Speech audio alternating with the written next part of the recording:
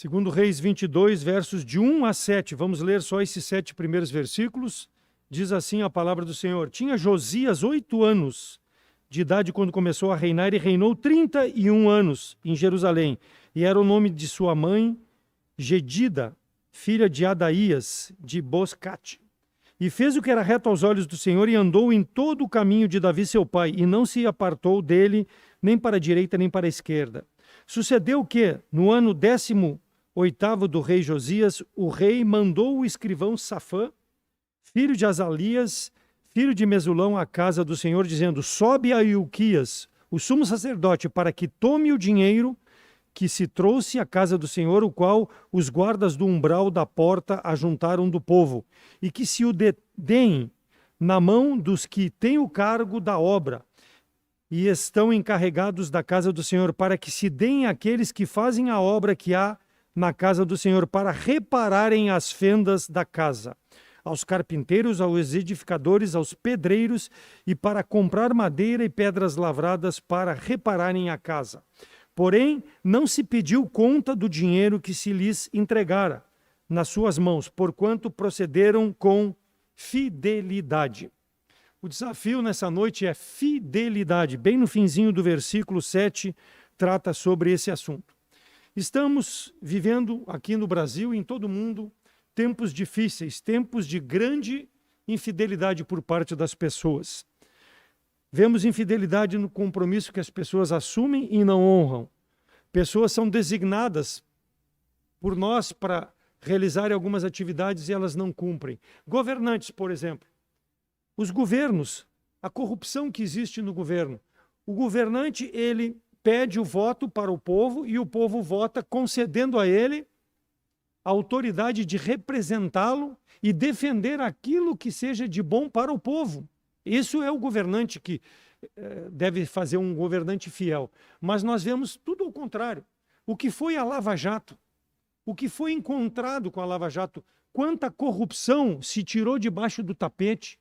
Quantas pessoas foram desmascaradas? Aquelas que o povo votou para representá-los e eles se locupletaram, ou seja, buscaram benefício próprio ao invés de buscar o benefício do povo. Será que o salário pago a essas pessoas é insuficiente para que eles fizessem aquilo que fizeram? Nós sabemos que o salário é muito mais do que suficiente quando a pessoa tem o foco nas coisas com fidelidade, mas eles preferem buscar negócios que os beneficiem em troca de favores, em troca de benesses que vão trazer para eles e suas famílias, ao invés de trabalharem em prol do povo e do bem comum, infiéis às suas responsabilidades. E nós temos 2 presidentes do passado que foram caçados. Um presidente lá, talvez muitos dos presentes não eram nem nascidos, mas ele foi caçado, ele se mostrou a salvação da pátria. Mas o que ele fez com a sua equipe? PC Farias e tantos outros naquela época, o que fizeram? Roberto Jefferson nos tempos atuais, Nicolau Santos, pessoas que estavam à frente para representar o povo e não fizeram a sua parte. Por quê? Porque foram infiéis ao compromisso que foi lhes concedido, a responsabilidade que foi lhes concedida. Eles não chegaram lá simplesmente porque desejaram, não, porque eles fizeram uma campanha buscando representar essas pessoas, mas foram infiéis, porque a maioria deles busca o seu interesse próprio, tripudiando em cima do povo. Isso é o que eles fazem. Casamento. Deus instituiu o casamento lá, quando colocou o homem e a mulher no jardim do Éden, e ele diz que o homem deixará pai e mãe, unir-se à mulher, e serão os dois só uma carne. Quantos casamentos destruídos em razão da infidelidade, da prostituição? O casal, ao invés de buscar ser fiel um ao outro, buscam, muitas vezes, ao contrário, dividir a sua parceria dentro do relacionamento. Por quê? Porque não querem ser fiéis ao compromisso diante dos homens e diante de Deus, porque foram ao altar e juraram um pelo outro que seriam fiéis, isso diante de Deus. Então assumem compromisso e não querem cumprir. Por quê? Porque eles não querem trazer a glória a Deus daquilo que Deus instituiu, que é o casamento. Foi instituído por Deus, não foi pelo homem. E eles não querem, com o casamento, glorificar a Deus. Então há separação. Eu assistia hoje um programa em que o comentarista dizia que há uma guerra agora psicológica dos países asiáticos, China, Japão, contra o Ocidente. Por quê? Porque o Ocidente está destruindo a família pela infidelidade. Esses asiáticos, eles não têm Deus na sua vida, porque nós sabemos que eles seguem seitas ou doutrinas que não são conforme a palavra de Deus. E os do Ocidente, que têm conhecimento da palavra de Deus, e muitos se dizem crentes, fazem completamente o oposto. E esses estão defendendo a família, o casamento e tudo que há de sagrado diante de Deus. Então o homem não quer saber da fidelidade. Por quê? Porque como falei desde do Jardim do Éden, quando Deus disse para o homem, colocou ele para cuidar do jardim e disse que ele poderia comer de todas as árvores que estavam no jardim, mas da árvore do conhecimento do bem e do mal não deveriam comer. Desde ali o homem desobedeceu. Por quê? Porque Eva viu e agradou a ela, e ela preferiu ser infiel à palavra de Deus. E a partir dali a infidelidade passou a todos os homens, pela queda de Adão e de Eva, desobediência, o prazer de fazer as coisas contrárias ao Criador. Isso é o que está no coração do homem.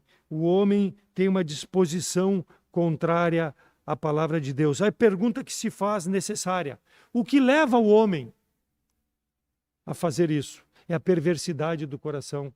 Jeremias 17 fala que enganoso é o coração mais do que todas as coisas, e perversos quem o conhecerá? Deus conhece, e Deus sabia que quando criou o homem, sabia que o homem seria perverso. Por isso que ele já proveu em Jesus Cristo a salvação. Porque Deus é perfeito, ele não deixaria a sua obra incompleta. Por isso que quando ele colocou o homem aqui, ele já tinha um plano para a salvação, conforme nós vemos lá em 3,15 de Gênesis. Jesus Cristo, porque sabia o que estava no coração do homem. O próprio Senhor Jesus Cristo, quando esteve entre nós, antes do seu sacrifício, ele discutia com os escribas, com os fariseus, Marcos 7:20 a 23, e dizia Jesus: o que sai do homem, isso é o que contamina o homem, porque do interior do homem saem os maus pensamentos, os adultérios, prostituição, homicídios, furtos, avareza, maldade, engano, dissolução, inveja, blasfêmia, soberba, loucura.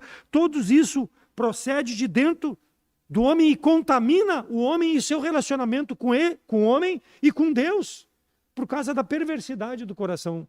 Então a infidelidade vem disso, do homem se distanciar de Deus, não querer Deus. E Jesus Cristo pregava para o arrependimento e aquele povo não queria. É diferente nos nossos dias? Não. Por isso que esse povo anda dessa forma. Segundo Timóteo 3:2 a 5, porque haverá homens amantes de si mesmo, avarentos, presunçosos, soberbos, blasfêmios, desobedientes a pais e mães, ingratos, profanos, sem afeto natural, irreconciliáveis, caluniadores, incontinentes, cruéis, sem amor para com os bons, traidores, obstinados, orgulhosos, mais amigos dos deleites do que amigos de Deus, têm aparência de piedade, mas negando a eficácia dela. Deste, afasta-te.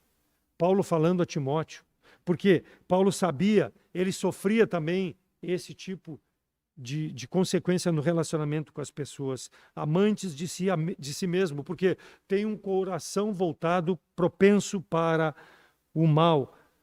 Negam a Deus com suas atitudes. Então é o coração que afasta o homem de Deus. 2 Coríntios 5:17, aquele que está em Cristo é nova criatura. Esse que está em Cristo tem capacidade de ser fiel a Deus. Por quê? Porque as coisas velhas passaram, eis que tudo se fez novo. Tem o Espírito de Deus que habita no seu coração e que, se ele se submeter ao Espírito de Deus, ele vai fazer as coisas com fidelidade e vai agradar a Deus no mundo perverso em que nós vivemos. Então somente um coração voltado para o Senhor é que pode ser fiel e estar disposto aos propósitos de Deus. E aqui nós vemos no nosso texto um homem chamado Josias, que teve um coração propenso a fazer a vontade de Deus. Josias sendo escolhido por Deus como rei de Israel para os propósitos de Deus para a nação. E nós vamos ver quais eram os propósitos de Deus para ele. O nome Josias significa o Senhor apoia. Seu nascimento e o propósito de Deus para a sua vida foi anunciado por um profeta muitos e muitos anos atrás. Abra lá para 1 Reis 13, de 1 a 3. 1 Reis 13, de 1 a 3, quando o rei Jeroboão assumiu o reino do norte, porque Deus havia dividido o reino do norte e o reino do sul. Jeroboão assumiu o reino do norte e ele começou a reinar e começou a fazer coisas perversas a Deus. E Deus fala através desse profeta, e ele diz no versículo 1, e eis que por ordem do Senhor, um homem de Deus veio a Judá e Betel, e Jeroboão estava junto ao altar para queimar incenso, e clamou contra o altar com a palavra de Deus e disse, altar, altar, assim diz o Senhor, eis que um filho nascerá à casa de Davi, cujo nome será Josias, o qual sacrificará sobre ti, sobre os altares, sobre ti, os sacerdotes dos altos que queimam sobre ti incenso, e os ossos dos homens se queimarão sobre ti.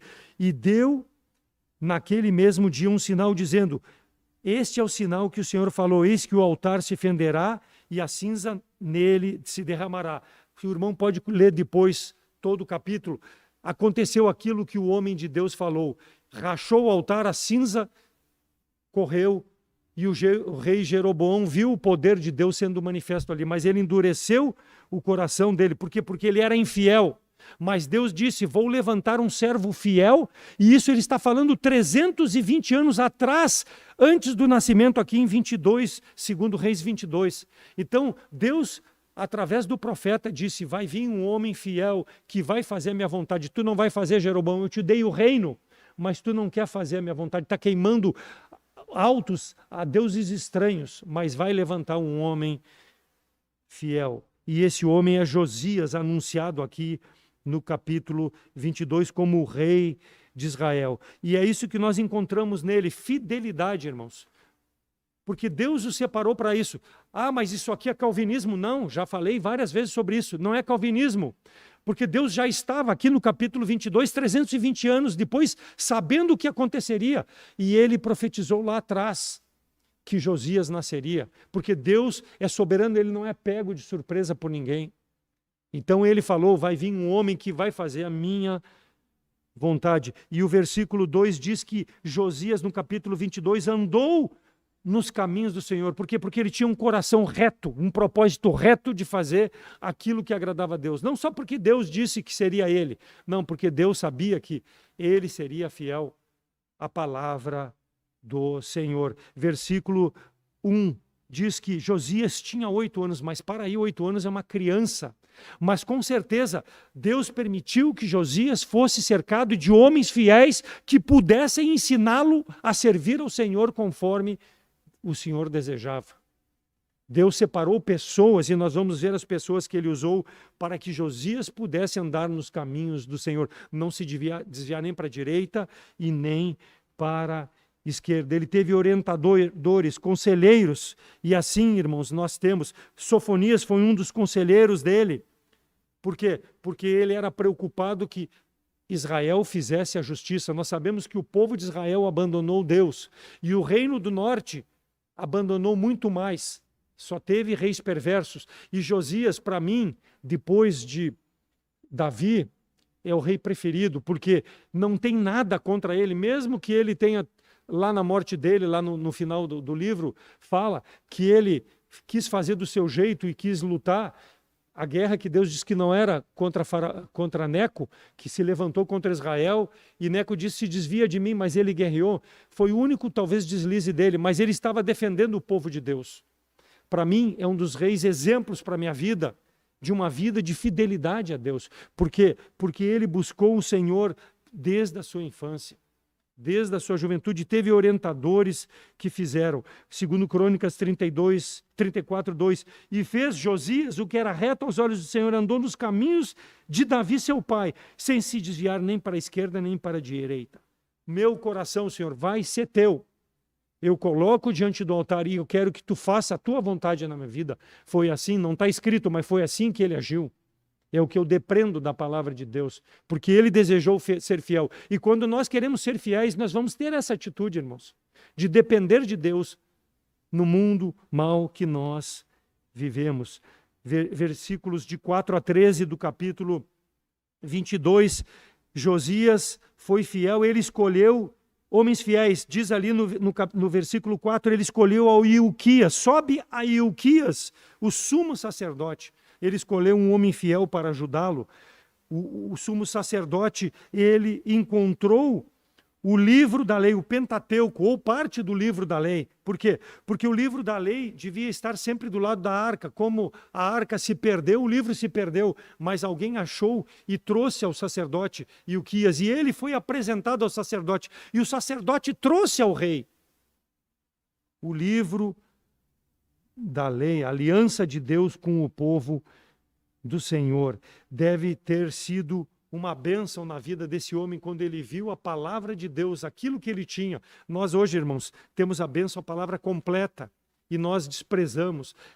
Josias ficou contente quando ele viu a palavra do Senhor. Qual foi a atitude dele? Versículo 10.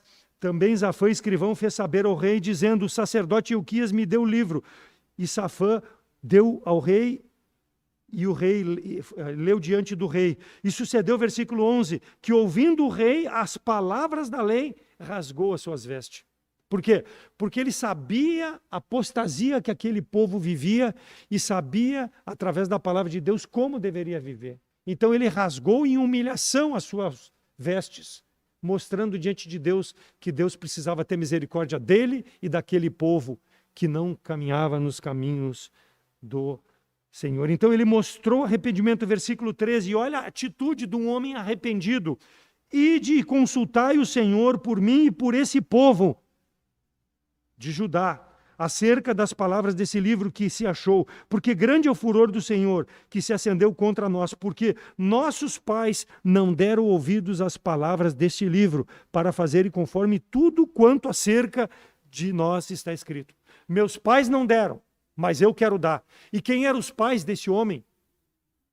Josias, 2 reis perversos, 2 reis malditos, 21, 24 de 2 Reis.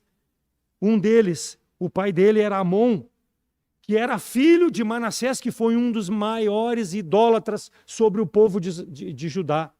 Um dos maiores idólatras. Mas ele, mesmo tendo pai e avô, que não serviu a Deus, ele foi um homem fiel a Deus, irmãos. Porque filho de peixe, peixinho é, mas filho de crente não é crente. Então, se nós, sendo maus, nós não vamos esperar que os nossos filhos façam coisas decentes. Aqui foi a misericórdia de Deus que manteve, porque era um propósito de Deus, esse homem fazia a vontade de Deus, em meio àqueles reis, aquela dinastia de Davi, que a maioria daqueles reis não foram fiéis a Deus. Mas ele disse, não, eu vou servir ao Senhor. Josias aboliu a escravatura e renovou o pacto com o Senhor, Deus de Israel. Por quê? Porque a palavra de Deus tocou no coração dele. Leu-se a palavra diante dele e ele ficou tocado. Ele se humilhou diante de Deus e pediu misericórdia. Isso só parte de um homem fiel quando quer servir a Deus em espírito e em verdade. Capítulo 23, de versos 4 a 20, então, o rei se cercou de pessoas fiéis. E Ilquias, o sacerdote, foi usado grandemente para esse avivamento. Houve um avivamento em Israel. Houve um povo que buscou ao Senhor. Os utensílios de adoração na casa que estavam ali foram queimados nos campos de Cedron, levados às cinzas, e os objetos para Betel. Os feitos de Josias, que haviam sido profetizados 320 anos anteriormente, foram cumpridos. Por quê? Porque ele entendeu que Deus colocou ele no reino para ser fiel. Não ser um político a mais, enganando o povo, enganando as pessoas. Ele foi fiel, ele sabia o propósito que Deus colocou ele como rei. Não foi por acaso. E ele serviu a Deus. Ele não serviu aos seus propósitos. Ele buscou ao Senhor. Então, tudo aquilo que Jeroboão fez de mal, capítulo 13 de 1 Reis, versículos 26 a 32, se cumpriu aqui no reinado, com a extirpação desse culto idólatra. A profecia foi cumprida. Por quê? Porque aquele homem que apareceu a Jeroboão verdadeiramente também era um homem de Deus. Nós sabemos a história dele, que depois ele fez do jeito dele, Deus tirou a vida dele. Por quê? Porque ele foi comer na casa lá daquele que se dizia profeta e não era profeta, mas Deus usou esse homem de Deus.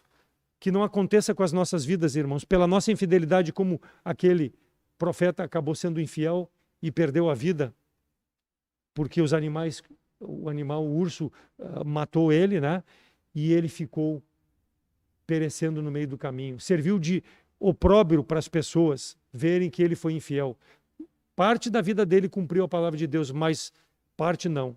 Quando ele apareceu diante de Jeroboão, ele foi fiel, mas depois se deixou levar por falsas doutrinas. A palavra de Deus é que transformou a vida e manteve fiel esse homem Josias. Quando leu para ele, ele sentiu o peso do pecado. Que nós não venhamos a nos afastar da palavra do Senhor. Então Deus executou todos os juízos.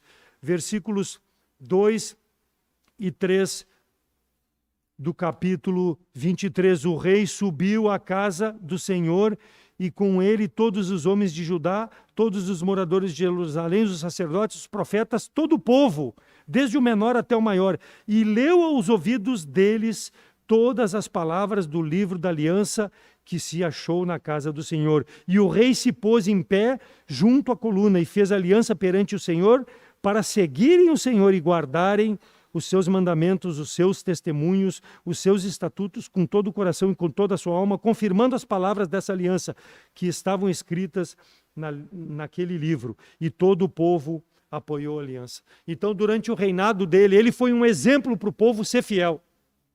A liderança precisa estar à frente, irmãos. Porque, como falei, aqueles reis anteriores foram infiéis. E aí o povo olhava para a infidelidade deles e fazia igual.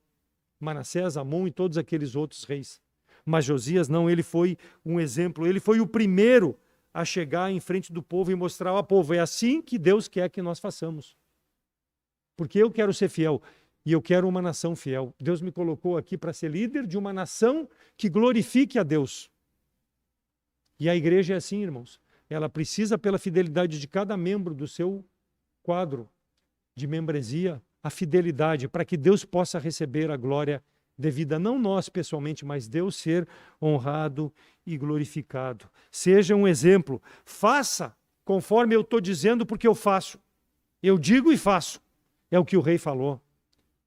Que seja o meu desejo, o teu desejo, proceder de acordo com aquilo que nós falamos.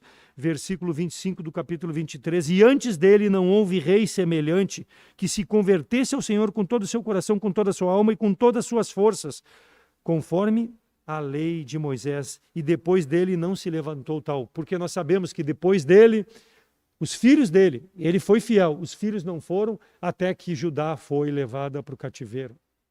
Logo, 5 reis já estavam dentro do cativeiro, pela infidelidade deles, porque não tiveram um coração proposto como o do seu antecessor, o seu pai, seu parente na descendência genealógica.